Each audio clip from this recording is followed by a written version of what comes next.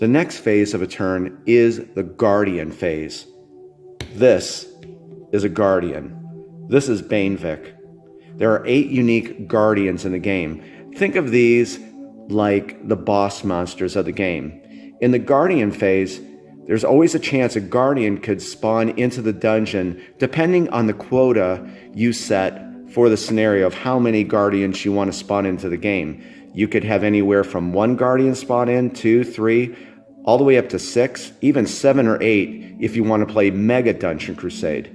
Mega Dungeon Crusade is played with 12 heroes. Yes, you can really play Mega Dungeon Crusade. The Guardian phase is very simple. Notice this track here. This is the Guardian spawn track. What you're going to do is roll 1d20. Notice the red marker here. It's on 19. You're going to roll and consult the value. We have a 12. Of course, that is lower than 19.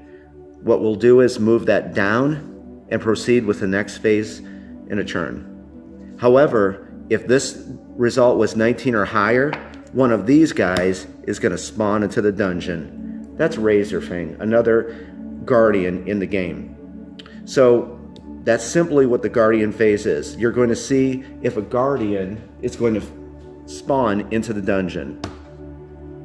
And that is Red Widow, another Guardian in the game. And the next phase in a turn is the hero phase. Remember those initiative tokens you laid out in the upkeep phase and that plan you had and the strategy? This is where you're going to set it all into motion. You're going to move your heroes according to the plan you laid out with the initiative tokens. Also, I want to point out that this is Albus, the hero's fetch hound. So while the heroes are in the dungeon, you can give Albus gold to go back to the village to buy them new gear, new weapons, potions, have the blacksmith craft power gems to plug in the sockets of your weapons. And please know, Albus can never be hurt, killed, maimed, or anything. Monsters simply ignore him. Albus does not get an initiative token. Instead, you can activate Albus anytime you want during the hero phase. And like the heroes, he can be leveled up to level 3. Also notice that there's a backstory. All the heroes have this on their level 1 card, and of course Albus does also. To keep this video to a minimum, because I talk about this in great detail in that one video series of how to set up and play the Avalon Adventure board game in Dungeon Crusade, since this is a non-linear game and an open world dungeon crawl game, I would encourage you to take a look at the quick reference guide or that video series, because I go in deep detail of what you can do in the hero phase. So in the quick reference guide, have a look here in the hero phase. This starts it off here, and on the following page, you can see an easy to follow flow chart of all the different things a hero can do in Dungeon Crusade. There's a lot of unique, fun things you could do with your hero. So this page right here in the quick reference guide lays everything out for you. So I highly encourage you to download it and please check it out. I think you'll really enjoy this.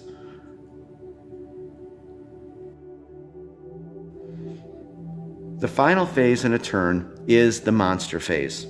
This is, of course, when the monsters are going to move through the corridors and hallways on the patrol route system that offers unpredictable movement patterns for the guardians and minions in the game. We're going to touch on that a little bit. And these, so you know, are the patrol route dice. If you have the Slayer of the Realm, you're going to get, of course, the standard patrol route dice that has the monster footprints, but also you will receive one of the classic skull patrol route dice. For this demo, we will be using the standard one. So let's go over here to the Dungeon UI board and take a look at the minion population track, and let's start there.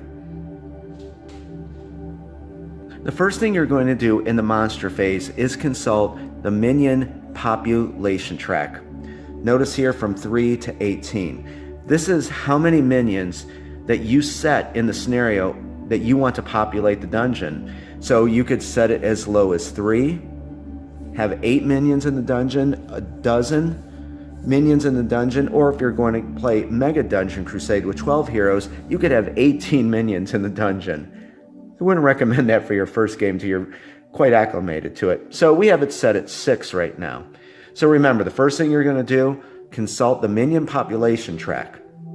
And so this is on 6. And then you're going to consult the dungeon and see how many minions you have in the dungeon. Let's go over to the monster area, and I'm going to show you how to spawn a minion in to the dungeon. Here we are in the monster area. Notice how they start up here to the left, go across, and then there's a new row here going over. We have an empty space here. So these are, of course, the big cards are guardians. We have 3 guardians in the dungeon. However, we only have 5 minions. 1, 2, 3, 4, 5. Let's say on a prior turn, the hero slayed this Blackwood Prowler. So we have to spawn a minion in. Remember, our minion population track is on 6. We have to spawn a minion in. Real quickly, I want to touch on this. Remember I was speaking about those warfare types? This Blackwood Prowler is versed in or proficient in arcane warfare, spiritual warfare. Okay, and here we are over here in the monster area. Notice here how we have this top row here that goes across, and then there's this new row that goes across. This is how you activate the monsters. So Banevik would activate first, then the Cult of Zal, so on and so forth. So we have 3 guardians. These are the bigger cards, and we have 5 minions. But remember, over there on the minion population track, it said 6. I'm going to teach you how to spawn in a minion. What we're going to first do is shuffle all these cards down, so the new minion will spawn in right here. But I want to go over this with you also quickly. Let's say on a previous turn that the hero slayed this Blackwood Prowler. Remember, all minions, all champions, and all the guardians are versed in 3 of the 6 warfare types. So looking here at the Blackwood Prowler, he is versed in arcane warfare, spiritual warfare, and chaos warfare. Remember when we were talking about putting heroes together, partying heroes together? That's what you want to do to be successful in Dungeon Crusade. So we're going to go more in depth again in that how to play video, but I wanted to point these warfare types out. Remember, every monster in Dungeon Crusade is versed in 3 of the 6 warfare types. Let me show you how we spawn minions into the dungeon in Dungeon Crusade. What we must do is draw from the minion deck to spawn into the dungeon. And let me give you a quick tip. Remember the quest tables. There's level 1, level 2, and level 3. That is in direct correlation for the minion that's going to spawn. The heroes right now are presently working on quest table 1, so we're going to draw from the level 1 minion deck. If they are working on quest table 2, we would be drawing from the level 2 minion deck. And you probably got this. If they're working on quest table 3, the final one, you're going to draw from the level 3 minion deck. So, but as it is, we're going to draw from the level 1 minion deck, and a Shadow Servant is going to spawn into the dungeon. And something else I want to point out. Notice these colored crystals here. There's red and green. That signifies an elite minion. And you're going to see there's also elite champions in the game. That goes in direct correlation with their colored base. So we would get this Shadow Servant and put a red plastic base. If you ever see a blue crystal on a minion card, that's going to be the normal version, and you can read the origin stories that I wrote for that monster. I wrote origin stories for every monster in the game. Same with the champions and with the guardians. So let's go over and spawn our Shadow Servant into the dungeon. Okay, we're about to go way deep into the dungeon, but I want to point something out about the monster spawn points. This is, again, our quick reference guide. Highly recommend for you to download it and enjoy reading it.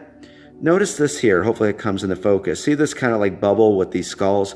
That is a monster spawn point. Notice this says 5. So in designing the game, I made it almost like a clock. So right over here, over in the Chamber of King South, there's number 1 right there. Number 2 is kind of in this vicinity. 3, 4, 5, 6, 7, 8. So it's almost like a clock, how it goes around. So that's how you can easily find each of the monster spawn points. So what we're going to do is this. We're going to take a D8. Remember, there's 8 monster spawn points, and the D8, there's 8 sides. That's in direct correlation to all the monster spawn points. So let's roll it. And the result is 3. What we're going to do is look for spawn point 3, which is up there in the cesspool area, and we're going to spawn our Shadow Servant into the dungeon there. So you can see every time a monster spawns in, or a minion or a guardian, it's going to be random. You'll never know where they're going to show up. And here we are in the cesspool area of the dungeon, and there's that monster spawn point 3. We're just going to take our Shadow Servant, our elite Shadow Servant, and place it on spawn point 3. And it's as simple as that. And we're back here at our monster area. Remember, we shifted everything kind of down. So we'll take our new Shadow Servant that just entered into the dungeon and place it at the end. So the Shadow Servant will be last to activate.